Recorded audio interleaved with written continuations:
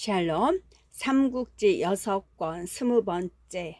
만약 어떤 사람이 소와 말을 풀어놓아 적병을 꿰지 않았더라면 적병은 틀림없이 물을 건너면서까지 뒤쫓아왔을 것입니다.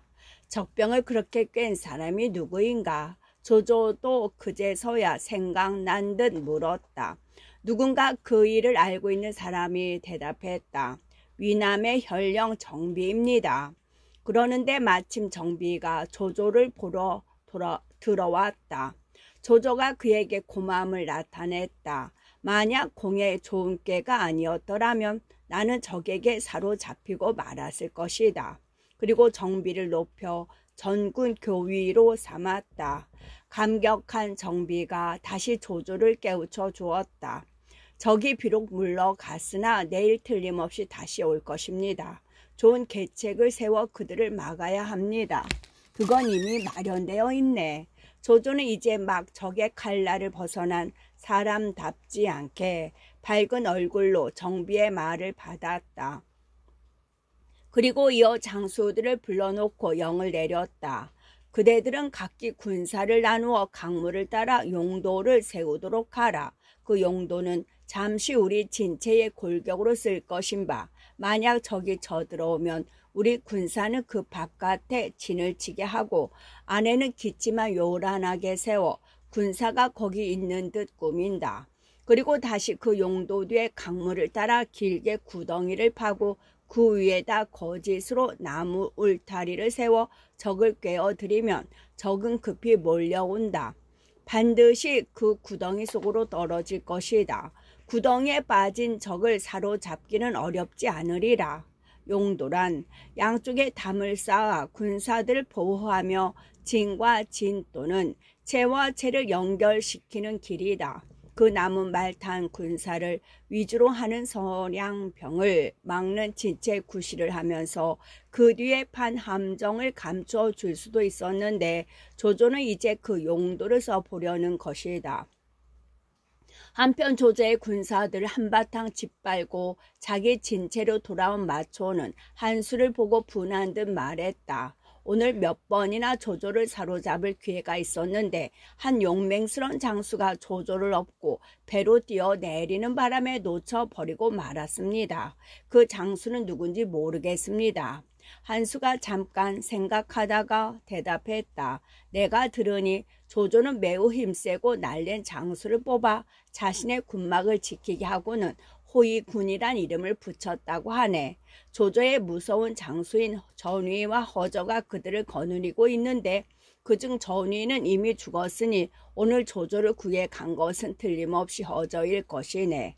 허저는 용맹과 힘이 남보다 뛰어나 사람들은 모두 그를 호치라 부른다네.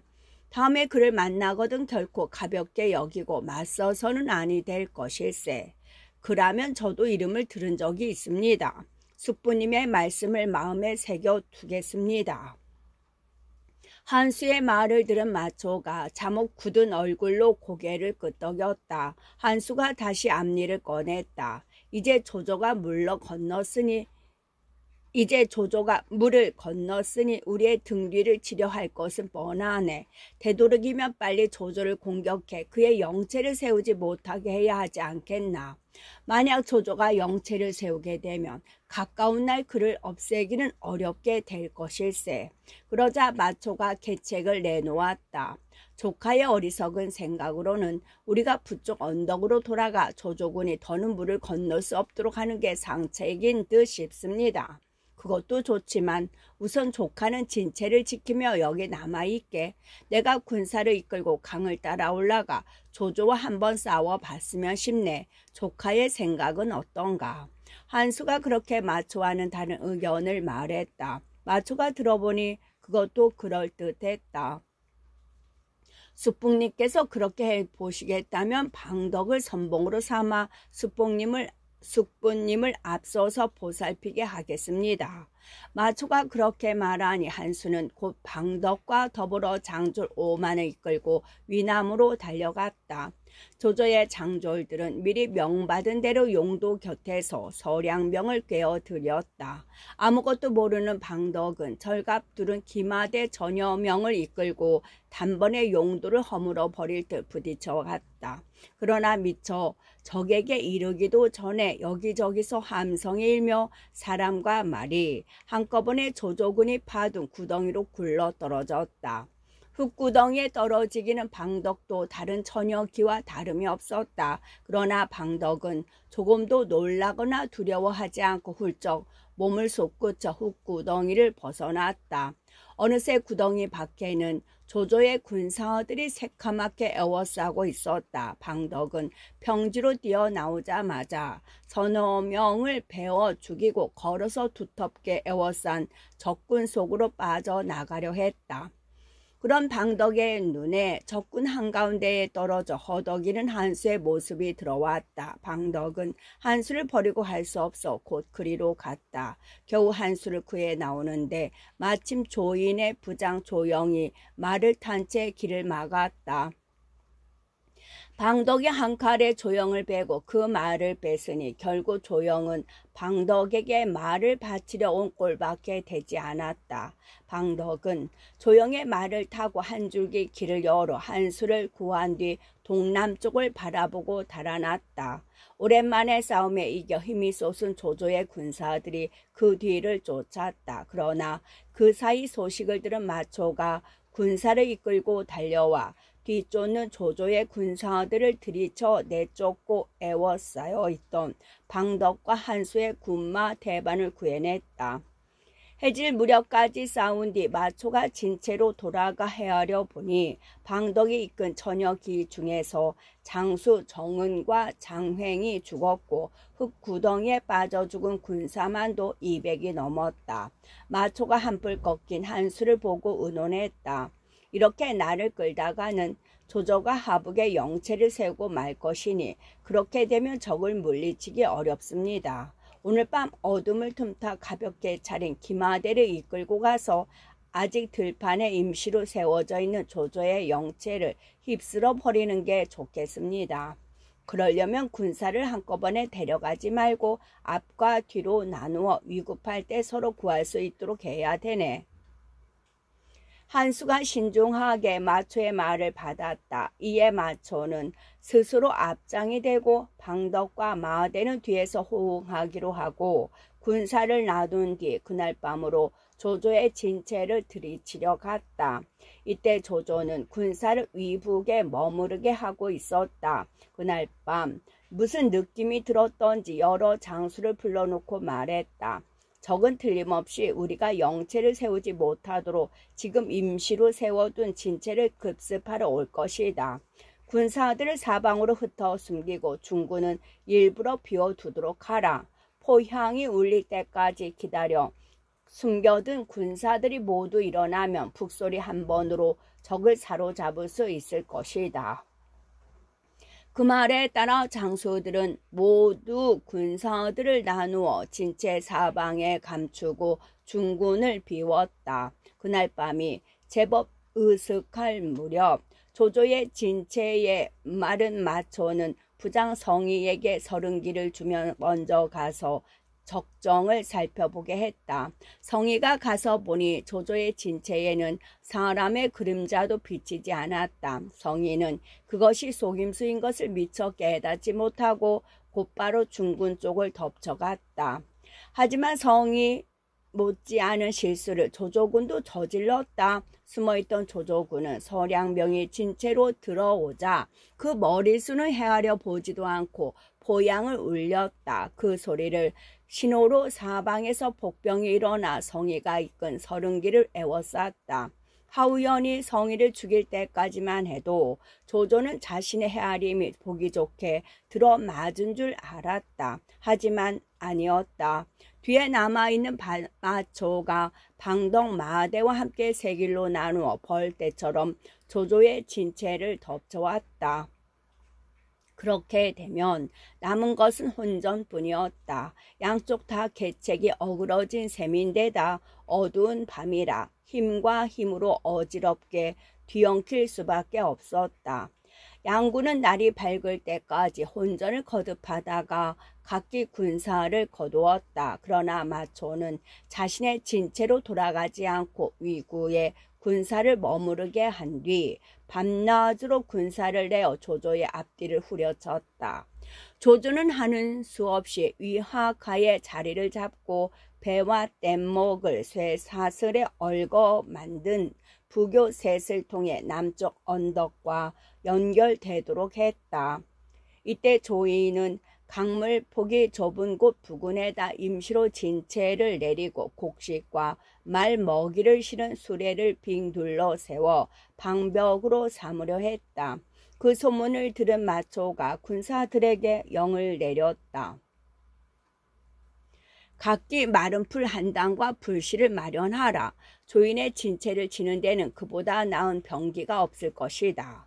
그리고 군사들이 시키는 대로 하자 한수와 더불어 조인의 진체 앞으로 밀고 들어갔다.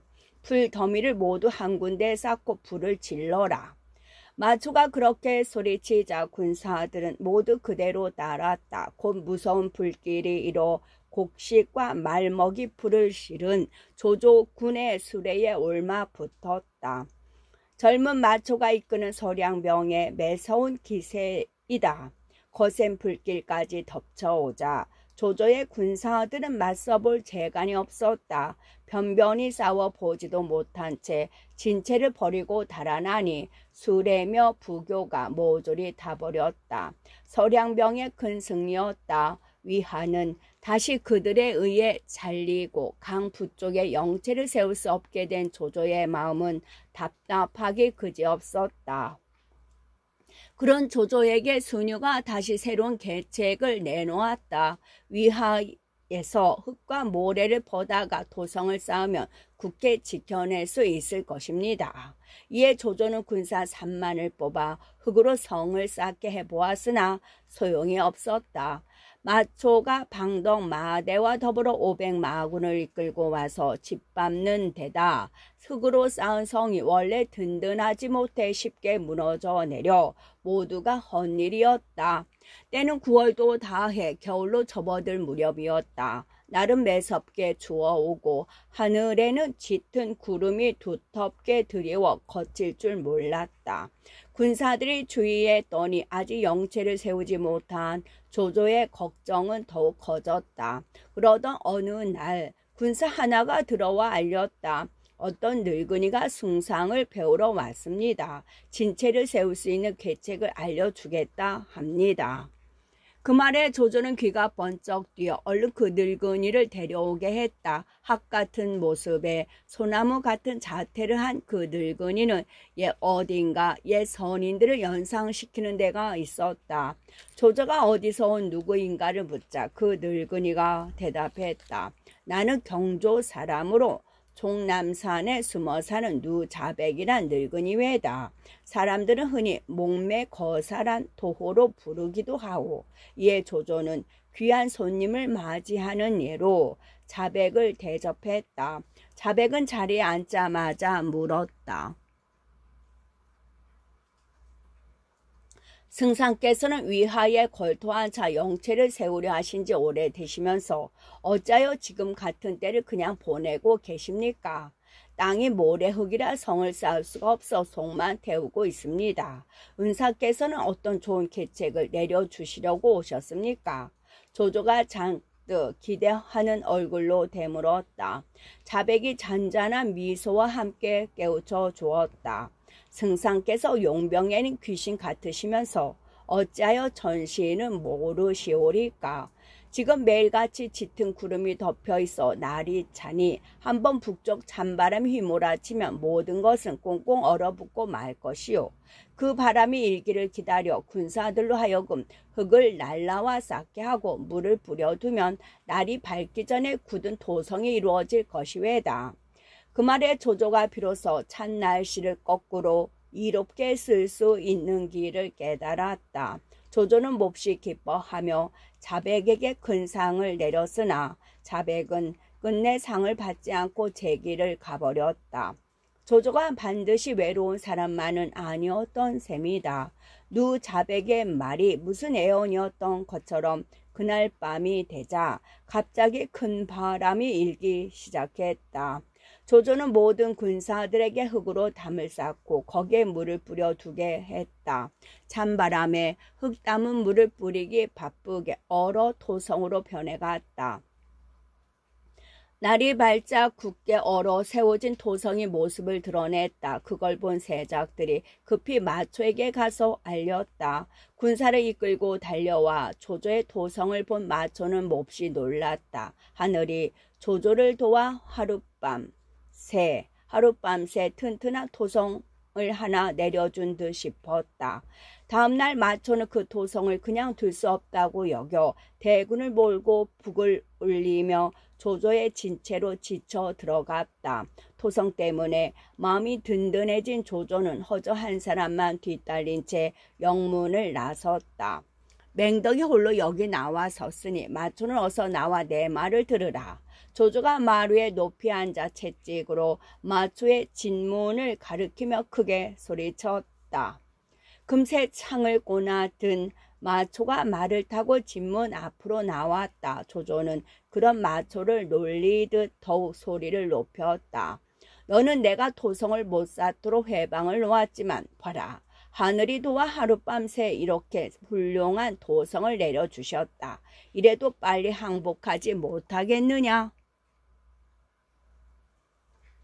마초는 이죽거림과도 같은 조조의 외침에 크게 성이 났다. 당장 달려나가 조조를 사로잡아 버리려는데 문득 조조의 등 뒤에 서 있는 장수 하나가 눈에 들어왔다. 성난 눈을 부릅뜨고 강도를 손에 든 채 말 위에 덩그렇게 앉은 품이 연히 장수 같지 않았다. 마초는 그 장수가 바로 한수에게서 들은 적이 있는 허저인 것 같아 조조에게 소리쳐 물었다. 들으니 네 군중에 오후라니가 있다는데 잘 있느냐? 오후란 호치를 호랑이 대감 정도로 슬쩍 높인 말이었다. 허저가 번쩍 칼을 지켜들며 조조를 대신에 큰 소리로 대꾸했다. 내가 바로 조군의 허저다. 너는 무슨 일로 잤느냐? 그런 허저의 두 눈에서는 멀리서도 사람의 간담을 서늘하게 만드는 빛이 품어져 나오고 있었다. 천하의 마초도 허저의 그 같은 위풍에는 은근히 마음이 갱겼던지 감히 함부로 덤비지 못하고 슬그머니 말머리를 돌렸다. 조조도 구태여 싸움을 걸 필요는 없어 허저를 데리고 진채로 돌아가 버렸다. 그 광경을 본 양편의 군사들은 한결같이 놀라워해 마지 않았다. 진채로 돌아온 조조는 흐뭇한 마음으로 여러 장수들에게 말했다. 적도 역시 증강의 오후임을 알아보는구나. 그러자 조조의 군중에서는 이때부터 모두 허저를 호후라 불렀다. 마초 덕분에 호치에서 호후로 올라간 셈이었다. 조조의 은근한 죽혀세움에 익숙해진 허저가 큰 소리를 쳤다. 내일은 반드시 마초를 사로잡아 오겠습니다. 아닐세. 마초는 뛰어난 장수이니 결코 가볍게 여겨서는 아니되네. 조조가 그렇게 허저의 지나친 만심을 경계하자 허저가 맹세하듯 소리쳤다. 죽기를 싸워보겠습니다. 아무려면 그 어린 것 하나야 못 당하겠습니까? 그러고는 곧 마초에게 싸움을 거는 그를 보냈다. 다음날 단 둘이서 한번 결판을 내보자는 내용이었다. 허저의 글을 받은 마초는 크게 노했다. 곱게 보아주니 이제는 자신의 머리 꼭대기에 올라서려는 것 같아 이를 갈았다. 이놈이 어찌 감히 이럴 수 있느냐. 내 맹세코 내일은 이놈 호치를 죽이리라. 오후로 죽여 세운 게 언제였냐는 듯 다시 허저를 용맹만 믿는 돌대가리로 깎아내렸다. 다음 날이 되었다. 양군은 영치를 나가 서로 마주보고 진세를 벌였다. 마초는 방덕을 왼 날개로 삼고 마대에게는 오른 날개로 맡긴 뒤 한수로 하여금 중군을 지키게 했다. 그리고 스스로 창을 비껴들고 말에 올라 진 앞으로 나갔다. 이놈 호치야 어서 나오너라. 마초가 조조의 진 쪽을 향해 천지가 무너질 듯한 고함을 질렀다. 문기 아래 있던 조조가 여러 장수들을 돌아보며 감탄했다.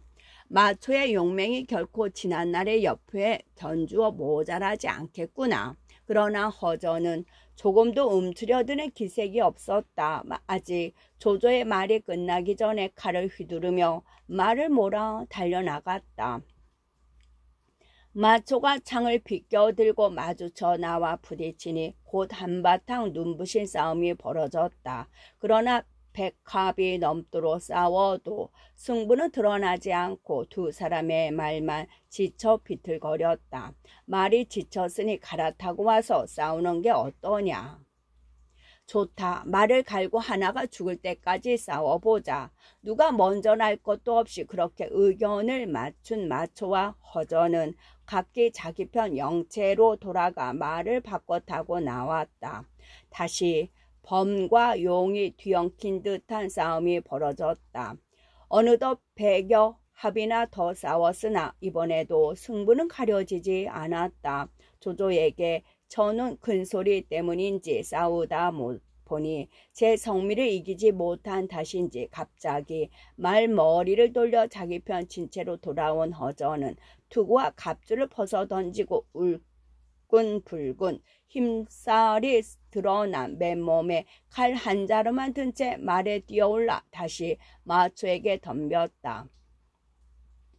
그 엄청난 기세에 양구는 모두 놀라워해 마지 않았다. 그러나 마초는 조금도 움츠려드는 법 없이 그저 허저를 맞아 싸움을 계속했다.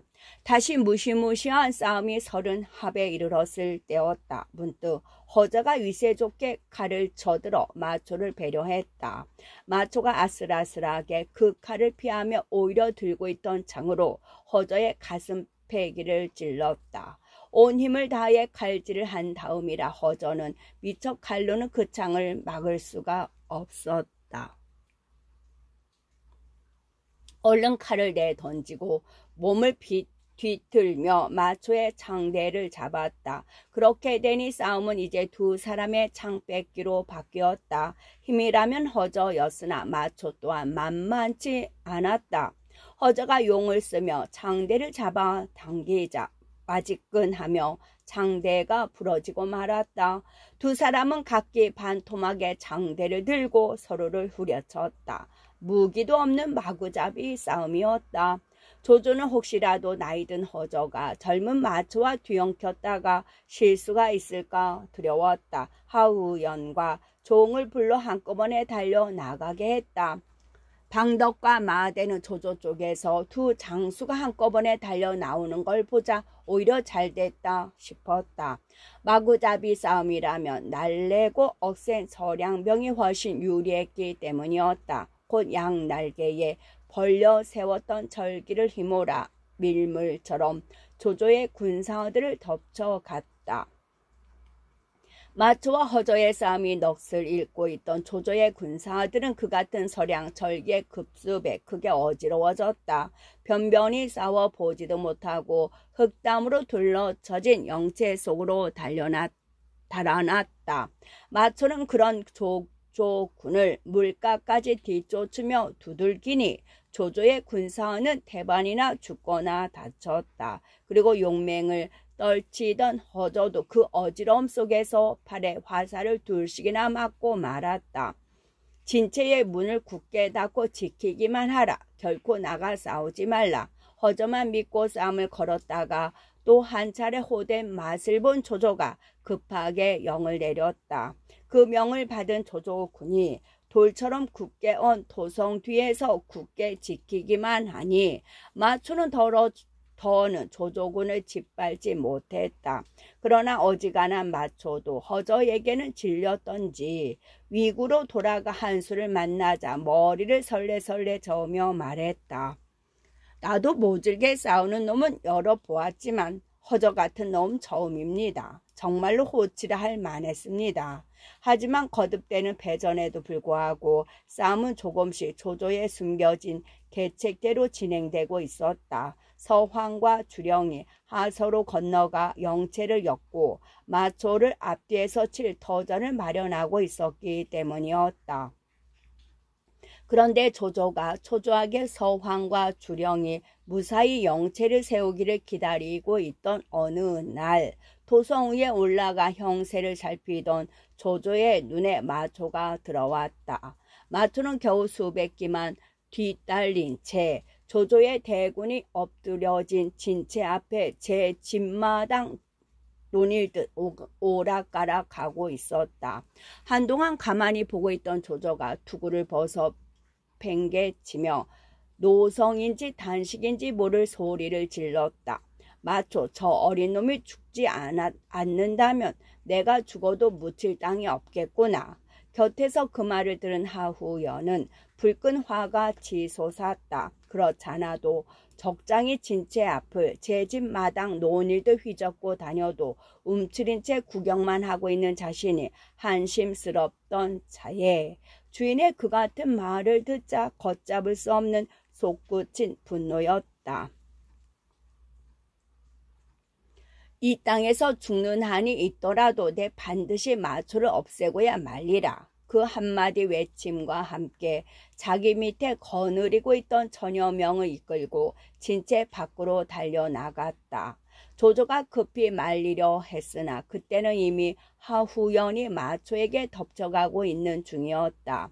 조조는 혹시라도 하후연이 잘못될까봐 걱정이 되었다. 싸우지 않고 굳게 지키리라던 다짐도 있고 스스로 말 위에 뛰어올라 하후연의 뒤를 밀어주러 나갔다. 그렇게 조조는 또 한 번 원하지 않는 싸움에 말려들고 말았다. 마초는 조조의 군사들이 밀려 나오는 걸 보자 앞선 군사들을 뒤로 물러나게 하고 뒷선 군사들을 나서게 하여 한 줄로 쭉 벌려 세웠다.